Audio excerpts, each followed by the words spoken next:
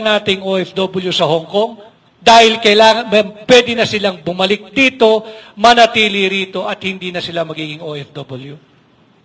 Pag kaya nilang sagutin yan nang nakatingin sa inyong mata at sasabing, oo, in 5 years, pabalikin mo na yung mga OFW, hindi na kayo kinakailangan mga ibang bayan sapagkat mayaman na ang Pilipinas.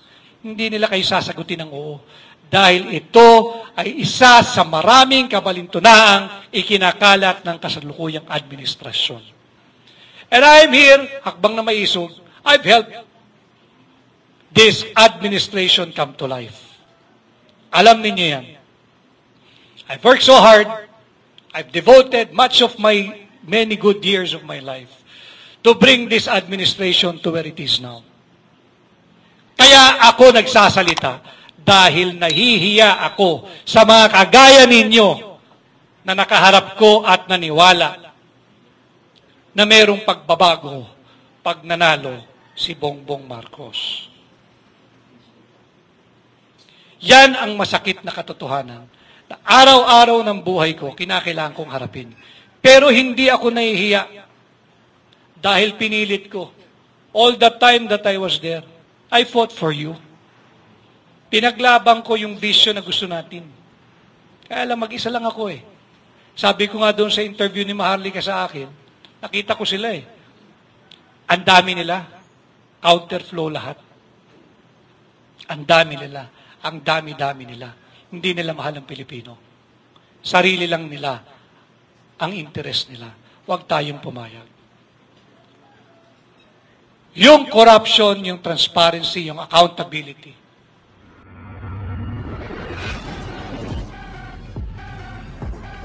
at masarap talaga kapag wala kang atraso sa tao, wala kang iniiwasan, hindi ka nangingieme na batiin yung mga nakasalumuha mo dahil wala kang inonse. Wala kang winalanghiya at higit sa lahat, wala kang pag-asa at pangarap na sinira. Wala kang pinaasa. Kaya nagpapasalamat ako, pati si 2G2, na kanina nagkwekwentuhan kami. And andyan din si Doktora, sabi ko nga kanina, kinikilabutan ako na nagkwekwentuhan kami because I always give credit where credit is due. I cannot forget that we had in Marikina, punong-puno yung amphitheater. And yon ay dahil sa tulong-tulong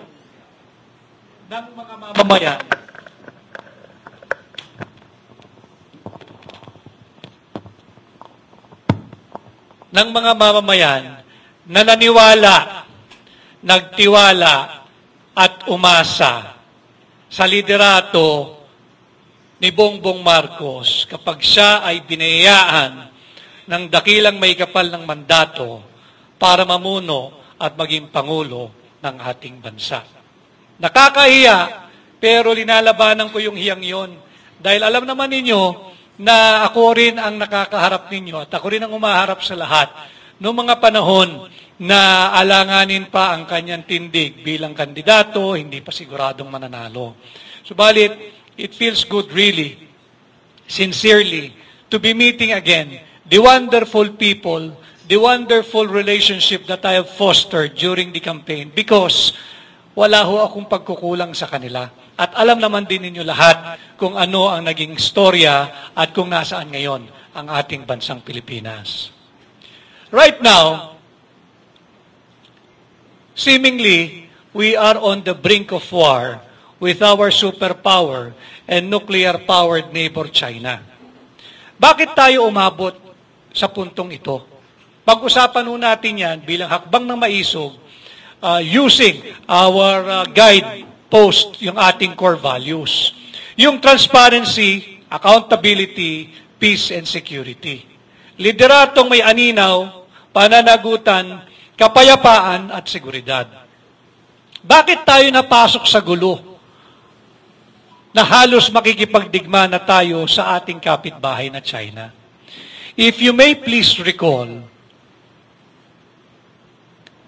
kahit latter part of last year, ang nasa balita, ang nasa pahayagan, ay ang sigalot at friction at ang tensyon sa pagitan ng China at ng Taiwan. Wala ang Pilipinas dyan. Sure, we have an issue with them doon sa South China Sea. Klaruhin ko lang din wala ho sa mapa ang WPS, yung West Philippine Sea. Kahit anong navigational map, ang nakalagay po dyan ay South China Sea. I will not refer to it as West Philippine Sea because sa international law, ang tawag po dyan ng lahat, kahit ng barko, kahit ng eroplano, ay South China Sea. Now, pag tinawag nating South China Sea yan, tayo ba ay nagtatry doon sa Pilipino? Hindi. Tinutuwid lang natin dito sa hakbang na maisog yung mga maling kwento. Wala pong West Philippine Sea. Subukan mo, pag nag-navigate ka ng barko, ilagay mo WPS, ikot ka ng ikot doon, maliligaw ka. Malamang mabangga ka pa ng kapwa mo barko. Subukan mo sa navigational map, sa compass or sa GPS ng eroplano, ilagay mo WPS. Hahanapin niya yun. At malamang nakababa ka na sa destination mo, walang lalabas sa WPS. Okay. Kaya natin pinag-uusapan itong problema ng South China Sea sapagkat kailangan nating pigilan. Kayong lahat ay leaders. At nandyan din yung mga nanonood sa atin sa iba't ibang media platforms, social media platforms. This is the new media. And without them, I don't think lalayo at lalalim ng ganito ang hakbang ng maisog. Kanya, nais ko kayong pasalamatan, yung ating mga nasa social media, yung vloggers, yung SMNI. Dahil kung wala kayo, suppress na yung traditional media. But traditional media, wala na ho yan. Dito tayo sa new media. Dito tayo sa social media. Dahil dito, hindi mo kayang pigilan dito. Real time. Lahat tayo pwede maging media. I-upload mo lang naman yan eh. Sabay-sabay, simultaneous. Ito yung malaking kabalintunaan na ginagawa ng pamahalaan. Pinipigil nila ang ating mga rallies dahil ayaw nga nila malaman ng sambayan ng Pilipino ang katotohanan. Balikan natin itong issue sa South China Sea. Pag kayo'y nagbabasa ng pahayagan o nakikinig doon sa media na influence by the Americans, parang mamayang gabi ay magsisimula na ang digmaan, kung hindi pa man nagsisimula. Because they're pushing the agenda of the United States. Hindi interes ng Pilipino makipagdigma. Unang-una, hindi pa tayo nakakabangon sa bangungot na dulot ng World War II 80 years ago. Mahirap pa rin tayo. Mahirap pa rin ang Pilipino. Yung nagsasabing mahirap sila noon, hanggang ngayon mahirap sila. Hindi nag-improve ang kanilang kabuhayan considering that yung World War II happened 80 years ago. And here we are today, 2024. Nag-uusap na naman tayo ng digmaan kalaban ang higante, ang superpower at nuclear arm, China. Meron ba tayong away sa China? Meron tayong hindi pagkakaunawaan pagdating sa iba't ibang claims dyan sa South China Sea. Pero mas maraming claim ang Vietnam kesa sa Pilipinas. Ang Pilipinas, I think we only have 9. Ang Vietnam, I think they have more than 20. Bakit hindi nakikipag-away ang Vietnam sa China? Ang Japan may claim. Ang Malaysia may claim. Pero walang nagtutulak ng digmaan sa mga ito. Bakit? Sapagkat yung mga leaders ng bansang nabanggit na merong claim din dyan sa South China Sea, malinaw sa kanila na ang kanilang foreign policy ay nakasentro doon sa kanilang tinatawag na national interest. Ang Pilipinas ngayon, isinusulong ang foreign policy hindi national interest ng Pilipino, kundi ang national interest ng bansang Amerikano. Wala tayong diferensya supposedly with the Americans. Mahal natin yan. Nakipagdigma sa atin yan ng World War II. nakipaglaban shoulder to shoulder, dumanak ang dugo, magkakasabay, Amerikano at Pilipino. Lumaban yan. At salamat sa kanilang tulong. Pero hindi ibig sabihin at hindi dapat mga hulugan na sunod-sunuran ang Pilipino sa Amerikano. Magagaling po tayong mga Pilipino. Kaya kahit na 80 years ago na yung World War II, kahit paano, we're still afloat somehow. Pero hindi bumubuti ang buhay.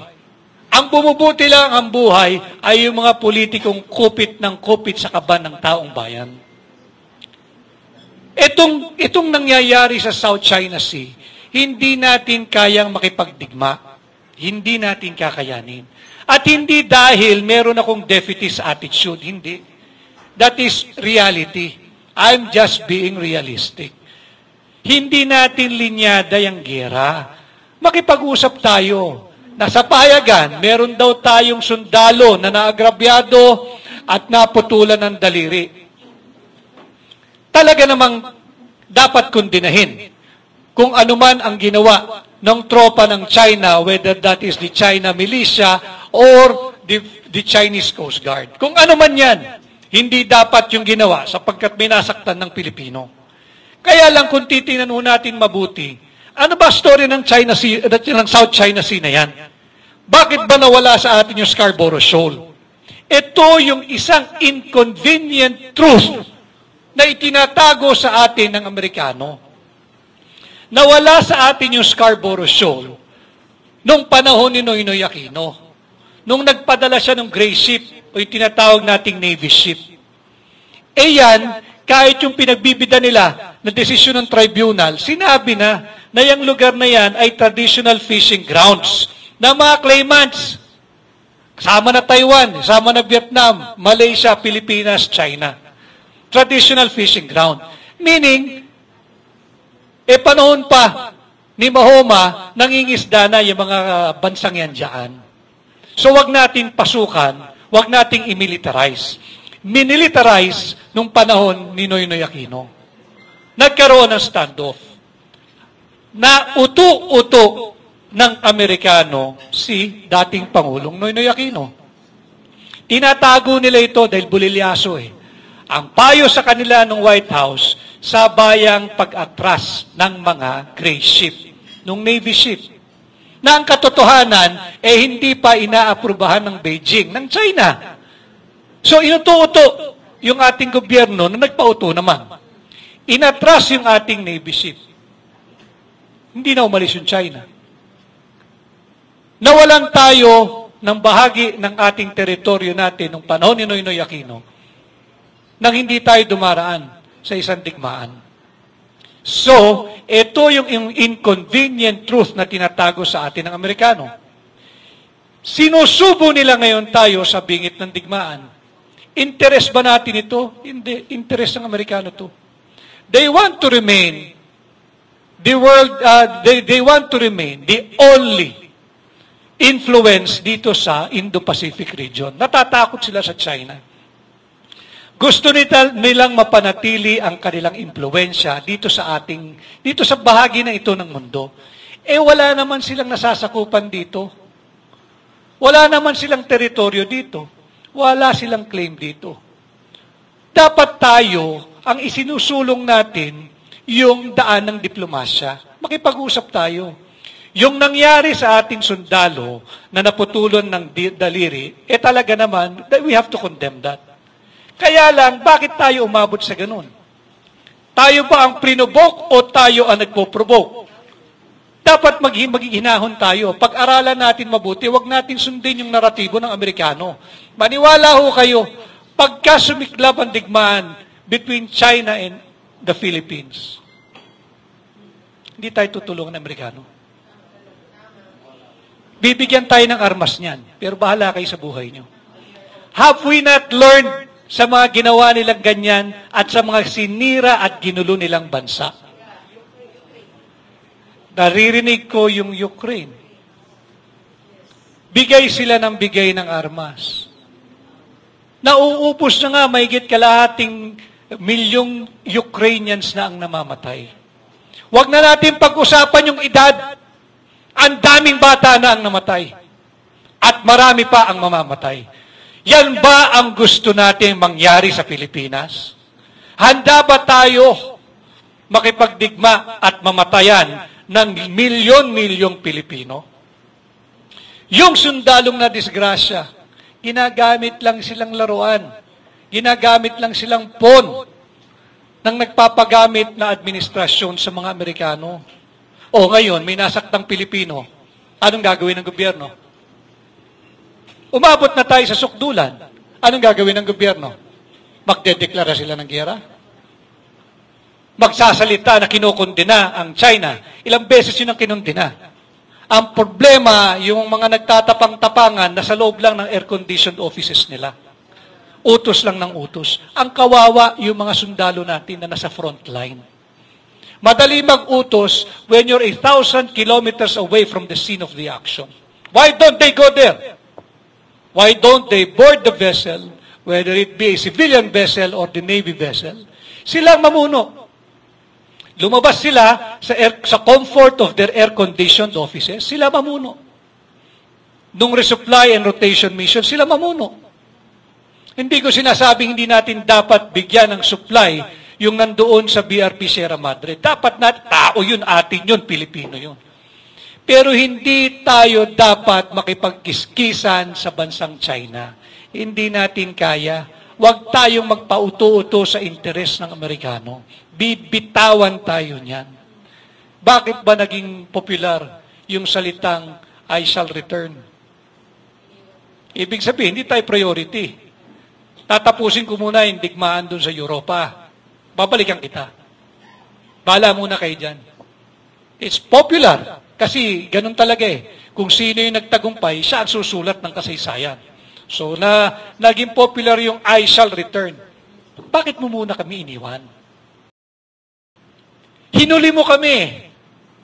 Noong nagkamatayan na, yung higit kumulang 1 milyong Pilipino, noong World War II, tsaka ka bumalik. Is it because Europe is more important than the Philippines? Yun ang dapat nating pag-isipan. Huwag tayong papayag.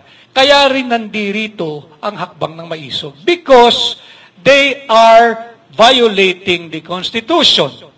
Article 2, Section 2 of the Constitution is very explicit that the Philippines renounces war as an instrument of foreign policy. Sa ating saligang batas, walang puwang ang digmaan. And yet, yan ang itinutulak ng ating pamahalaan. Is not that a violation of our Constitution? Article 2, Section 7, that the Philippines shall pursue an independent foreign policy, not an American-dictated foreign policy, taking into consideration national territory, ating sovereign territory, ang ating sariling pagkakalinlan. Malinaw sa saligang batas yan. Kaninong interes na ba ang isinusulong ng gobyerno? Interes pa ba yan ng Pilipino o ng ating mga kaibigan at alyado, our oldest treaty ally, ang Estados Unidos? I have my siblings in America. May mga kapatid ho ako ron. And America has been very good to them. Walang debate ron. I've been to New York. At doon, malaya tayong nakapagpahayag noong Independence Day celebration kasama ang ating mga kababayan. Subalit, ibang usapan na. Pagsisirain mo na yung bansa natin, pagsisirain mo na yung Pilipinas, pagdadalin mo na yung Pilipinas sa digmaan. Maraming mamamatay, hindi tayo handa ron. Ngayon, yung mga ayaw, pakinggan yung ating panawagan na no to war. Bakit hindi sila mauna? At sila yung nandoon sa front line. Kesa yung mga kaawa-awa nating sundalo, ang nagagamit, baka mamatay pa yan, ang napuputulan ng daliri. Of course, iba rin naman ang disiplina ng sundalo. Susunod lang yan, bawal magsalita yan, bawal magreklamo. But still, you cannot play and you do not toy around with the lives of any Filipino. Huwag nating paglaruan. Hindi tayo handa. Imagine ninyo yung Ukraine. Imagine din ninyo yung digmaan ng Israel at Hamas. Pag dumating yung panahon na pinipigilan ng hakbang ng maisog, itong ating no to war advocacy, mas madali nating mapigilan kung pakikinggan tayo ng pamahalaan. Mas mahirap pigilan ang isang digmaang nagsimula na. Kasi papasok na dyan yung amor. Papasok na dyan yung sino tama't mali. Papasok na dyan yung distraction. Papasok na dyan yung mga namatayan. Mas mahirap mong awatin yun. Kaya tayong mga Pilipino ngayon dapat magbigkis-bigkis at pigilan natin na mapunta tayo doon sa direksyon ng administrasyon ni Bongbong Marcos na magkaroon ng armadong sigalot laban sa China. Hindi inosente China. Marami silang pagkakamali, pero hindi gera ang sagot. There is only one avenue left. Yan yung diplomatikong solusyon. Baka may magsasabi, ikaw naman panay ka diplomatiko, takot ka ba? Di ako takot. Kaya lang, kaya ba natin makipagdigmaan?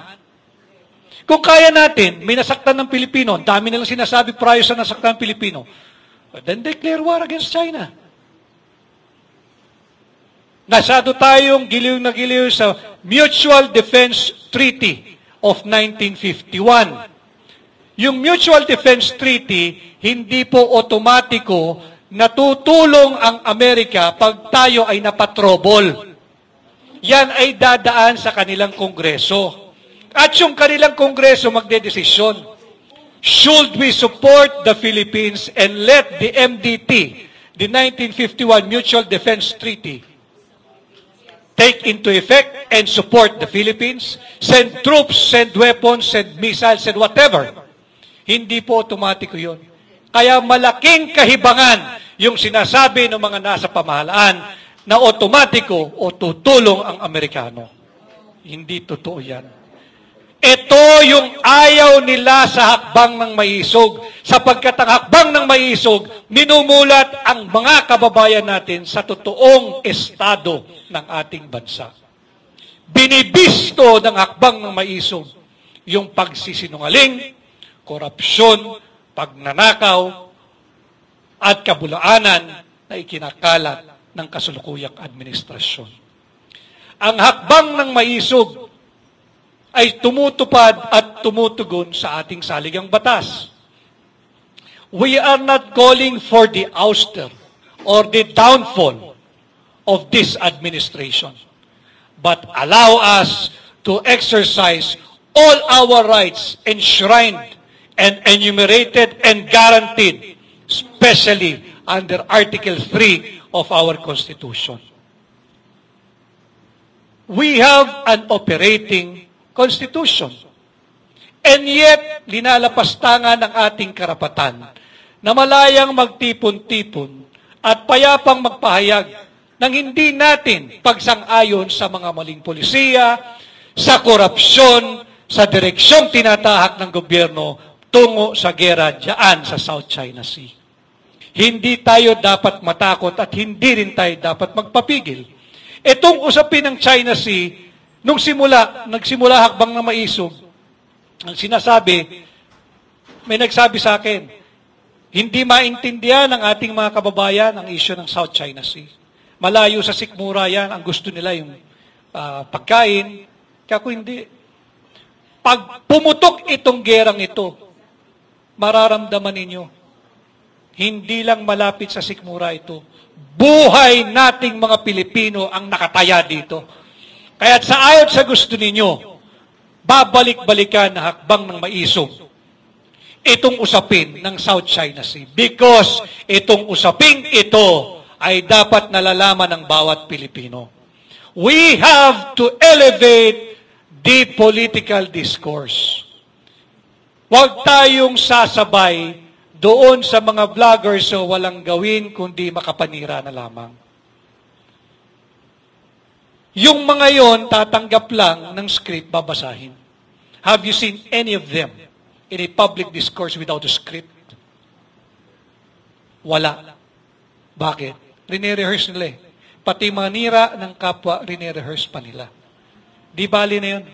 Iwan natin yun. Mas importante yung higit na nakararaming Pilipino. Kaya ako, painstakingly, sinisinsin ko, pinapaliwanag ko sa inyo. Hindi malayo sa sikmura ito. Buhay natin ang nakataya dito. And trust me, mga kababayan, mas madaling pigilan ang gerang magaganap pa lamang kesa sa isang gerang sumabog na. Hindi natin mapipigilan. Huwag tayong umabot sa puntong yun. And it is important for you to know, dahil sabi ko nga nung aking mensahe doon sa Angeles nung nakaraang Lunes, ang hakbang ng maisog is not just here to ignite your passion. We are here to inform you of the real issues that are besetting the nation. Because igniting your passion is not equal to patriotism. No! Malaking pagkukulang sa akin yun. At least I can speak for myself, but I think I can also speak on behalf of Hakbang na Maisog.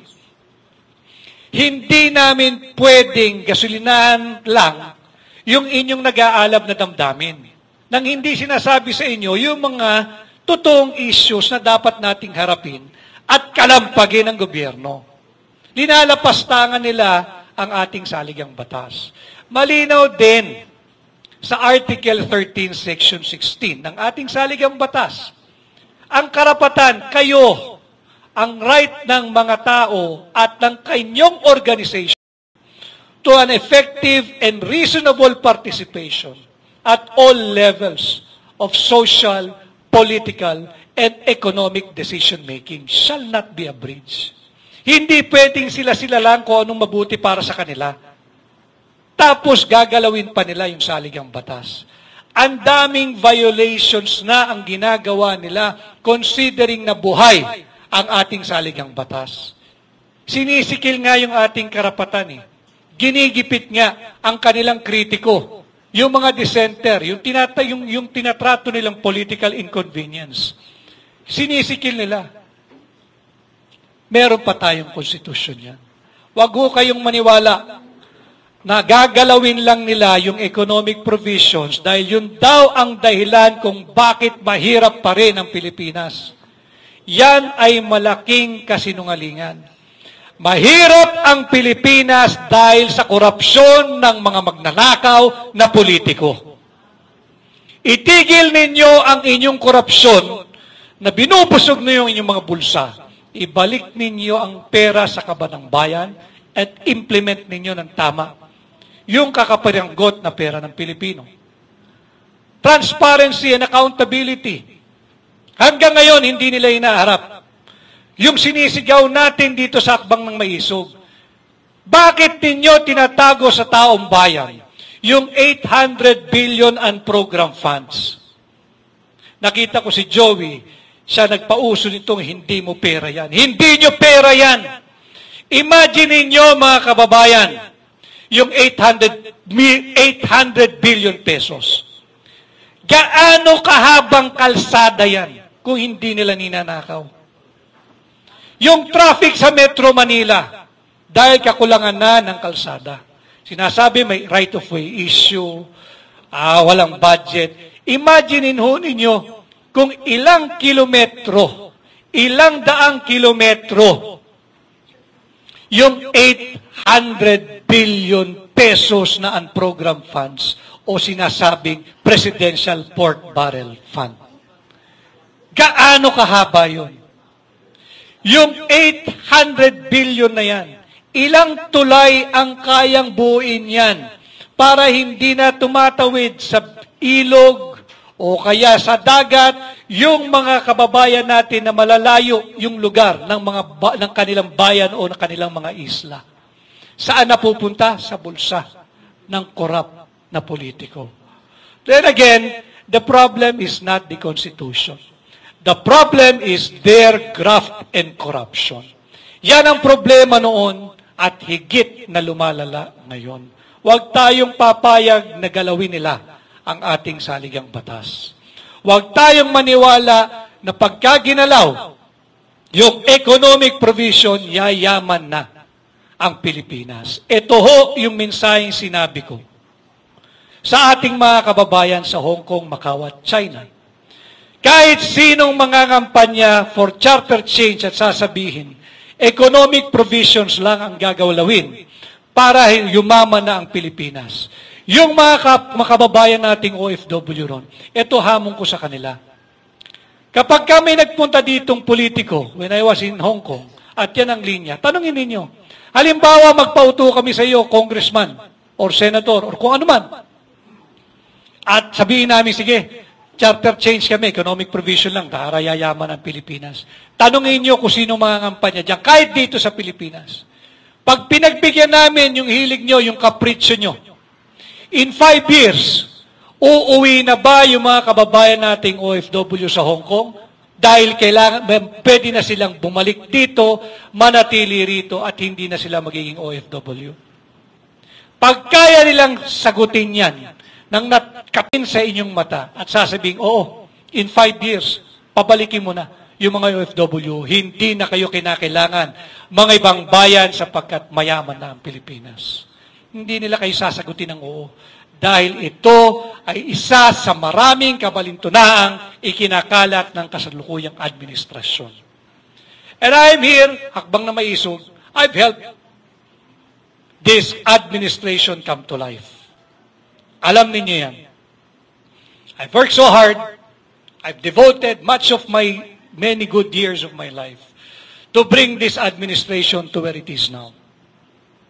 Kaya ako nagsasalita dahil nahihiya ako sa mga kagaya ninyo na nakaharap ko at naniwala na mayroong pagbabago pag nanalo si Bongbong Marcos.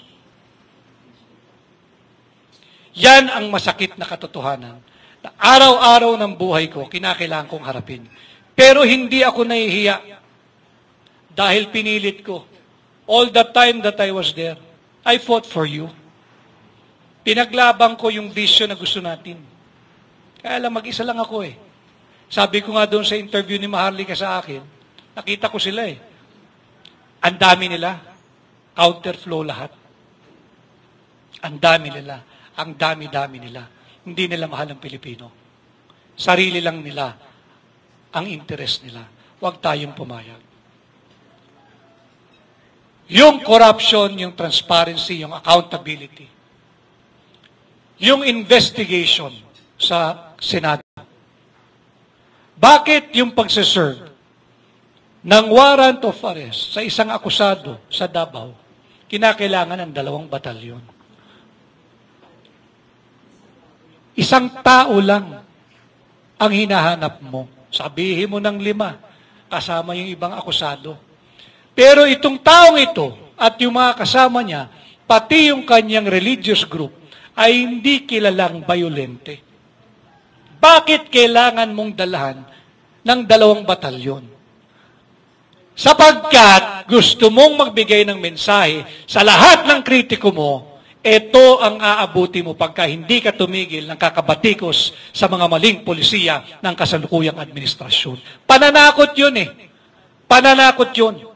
Tinatapakan nila yung ating karapatan, huwag tayong pumayag. Yung hakbang ng maisog rally, pinipigil nila. Akala ko ba linalangaw? Eh kung linalangaw, hayaan mo. Ibig sabihin, walang bisa. Ibig sabihin, walang epekto. Ibig sabihin, hindi sinusundan ng tao. Pinipigil mo eh. Ibig sabihin, alam mo na ang tao dahan-dahan ay namumulat at ang Pilipino ay mulat na. Hindi na magpapabudol muli. Yan din ho ang ating mensahe sa inyo. And yung ating security, nag-iimbestiga yung isang komite sa Senado tungkol doon sa PIDEA leaks.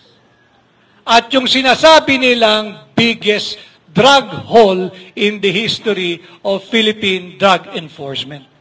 Ano na nangyari? Yung taong dahilan kung bakit nagkaroon ng investigation, dahil siya mismo yung sumulat at nagboluntaryo na wala akong kinalaman dyan sa leak na yan, I'm willing to face any investigation. Yun pa ang kinulong. Samantalang yung iprinesentang video na nagbabanggit ng mga pangalan na tinatangka o pagtatangka ang patahimikin at alukin ng kung anuman, pera, posisyon o kung anuman, yung taong nagtetestigo, hindi pinatatawag. Bakit hindi yun imbestigahan? Bakit hindi ituloy ang investigation at ipatawag mo yung mga pangalang binanggit? Kung talagang parehas ang gobyernong ito. Yung nakabinbin na investigation sa agricultural smuggling sa House of Representatives, ang dami-dami nila yung investigasyon gustong gawin. Bakit yung investigation sa agricultural smuggling ay itinigil? Hanggang ngayon nakatiwangwang. Dahil ba yung pangalang Michael Ma ay malapit sa palasyo? Nasaan ang hustisya? Dahil ba yung pangalang nabanggit doon sa videong prinisenta sa Senado, doon sa investigation ng PDEA, yung James Kumar, ay dahil ba malalapit sa malalaking politiko? Nasaan ang hustisya? Hindi ko sinasabing sila'y guilty. Pero kung hindi sila guilty, marapat lalo na bigyan mo sila ng due process, ipatawag mo, tanungin mo, at hayaan mo silang magpaliwanag kung ano yung partisipasyon nila, bakit nababanggit ang kanilang pangalan. Hindi lahat ng nangyayari sa bansa isisisi mo sa dating administrasyon kay Pangulong Duterte. Yung problema ng South China Sea nagsimula nung panahon ni Noynoy Aquino. Nung nagpauto tayo diyan sa mga Amerikano. Nung sinasabing sabayang withdrawal ang ating gray ship, wala naman pala. Hindi interes ng Estados Unidos na magkaroon ng stability ang relasyon ng Pilipinas at China. Bakit? Magiging irrelevant sila in this part of the world. Natatakot silang palitan sila ng China pagdating sa impluensya dito sa sphere, dito sa bahaging ito ng mundo. Bakit hindi ninyo hayaan ang Pilipino na pumili ng kanyang sariling foreign policy? Huwag nyo kaming diktahan. Hindi nyo na kami kolonya. Hindi nyo kami pag-aari at hindi nyo kami tau-tauhan. At yan ang dapat na sinusunod din ng pamahalaan. And again, kita ko na yung mga iba pang magsasalita. Ang pakiusap ko lang sa inyo, alam kong nakakapagod itong ginagawa natin. Kaya lang, walang magmamalasakit sa Pilipino, kundi tayo na nagsasabi, magkakasama, nagmamalasakit sa isa't isa. Yung mga kababayan natin sa ibang bansa na nakaharap ko, China, Macau, Hong Kong, New York, sa USA, at sa Japan, sila ay kaisa natin. Sila'y nalulungkot. They want to participate and be with us physically, personally. But may mga trabaho sila. Kaya nga sila naging OFW. Walang opportunity rito. Walang opportunity sa Pilipinas. Bakit naman nila hayaang ma-assign sila 2 years, 3 years, 5 years? Kahiwalay sa kanilang asawa, sa mga anak. Kung may pagkakataon ditong kumita ng marangal. Kung mayroong opportunity dito magtrabaho. Sila ay kaisa natin. Sila ay kaisa natin. At yun din ang hinihingi nila. Kung sila sa ibang bansa ay nagsasalita na, tayo rin ay magsimulang magbuklod-buklod, magsalita. We are not calling for the downfall of this administration. Ang hinihingi natin, matuto kayong makinig sa boses ng soberanya. Huwag sa boses ng iilan, lalo pa ng iilang pamilya. Hindi interes ng Pilipino yung pa-champagne-champagne tayo, pa-kabyar-kabyar, pa-buffet-buffet. Ang interes lang ng Pilipino, maitawid yung isang buong araw na nakakakain ng 3 beses isang araw. Mahirap bang intindihin yun?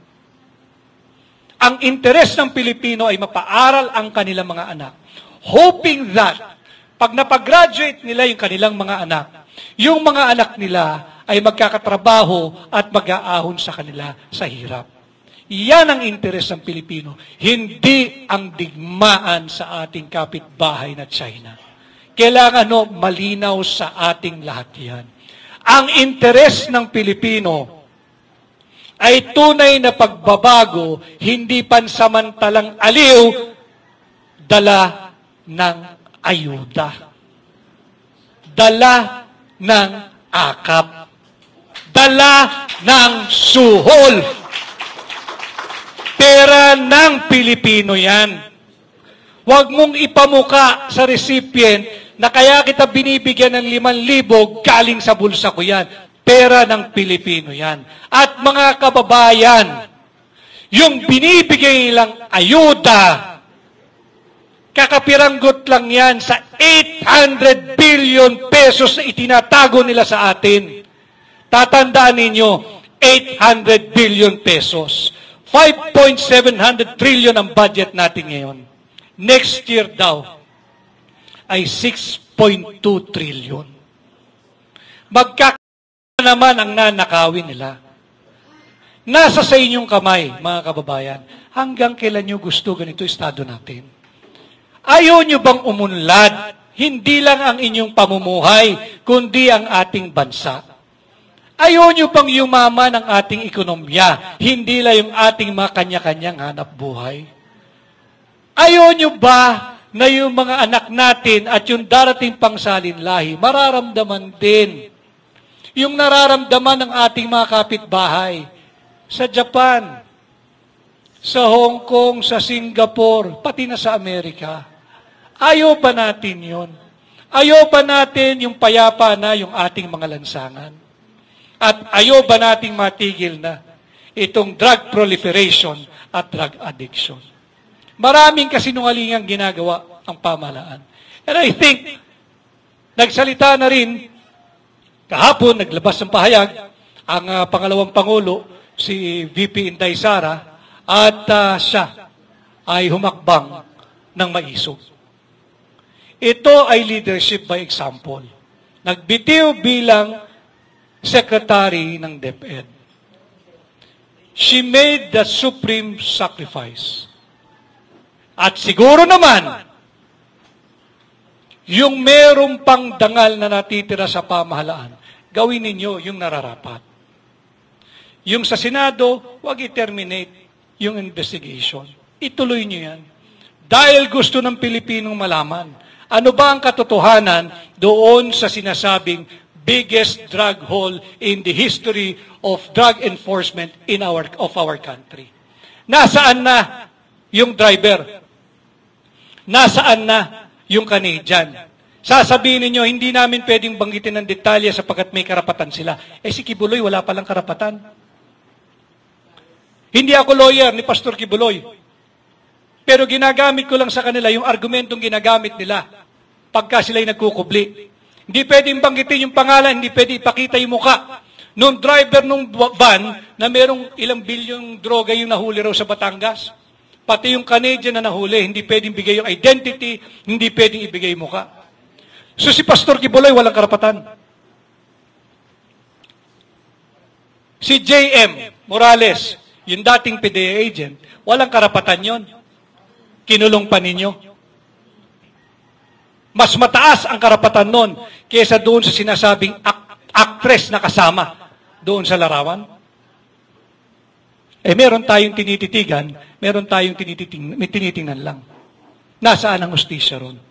Panahon na para mamulat. And again, we will do this painstakingly. Tsatsagain natin para mamulat kayo. Itong akbang ng maisog, hindi ho para kay PRR dito. Hindi ito para sa akin, hindi ito para kay Atty. Trixie, hindi ito para kay Atty. Glenn Chong, hindi ito para kay Dr. Lorraine, hindi ito para kay Harry Roque. Hindi. Ito ay para sa ating bansa, para sa ating mga kabataan, yung darating pang salinlahi. Let's say no to war, let's push for peace. Believe me, mas madaling pigilan itong napipintong digmaan kaysa patigilin mo ang armadong sigalot na nagsimula na. Huwag nating paabutin sa ganon. And with hakbang ng maisog, I urge all of you at ng ating kababayan, naglabas ng statement ang hakbang ng maisog. Basahin ko lang po ang hamong iiwan ko sa inyo base doon sa parte ng statement na ito.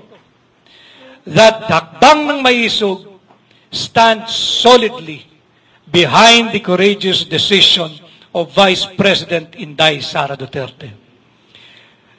The time has come for all equally patriotic and peace-loving Filipinos to make a stand now and save our country from the morally bankrupt Marcos administration. Maraming salamat at magandang araw po sa inyo lahat.